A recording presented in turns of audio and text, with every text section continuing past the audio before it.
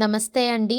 ఈరోజు మన పిల్లల ఏకాగ్రత, ఓపిక మరియు చేతి నైపుణ్యాన్ని పెంచే ఒక సరదా ఆట గురించి తెలుసుకుందాం.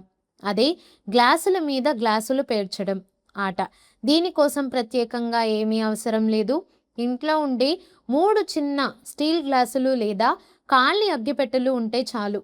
ముందుగా మీరు వాటిని ఒకదాని మీద ఒకటి సరిగ్గా ఎలా పేర్చాలో చేసి చూపించండి. ఇప్పుడు ఆ గ్లాసులను బిడ్డకు ఇచ్చి వాటిని అలాగే పేర్చమని చెప్పండి.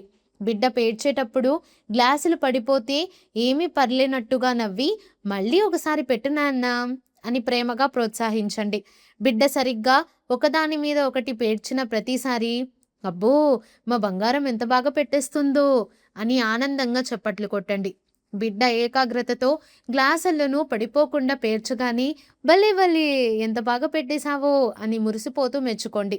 సాధారణంగా 18 నెలల వయసులో ఉన్న పిల్లలు ఇలా 2-3 వస్తువులను పేర్చడం నేర్చుకుంటారు. ఇది చేతి వేళ్ల నైపుణ్యాన్ని పెంచుతుంది. అలాగే మళ్ళీ మళ్ళీ ప్రయత్నించే ఓపికను కూడా పెంచుతుంది.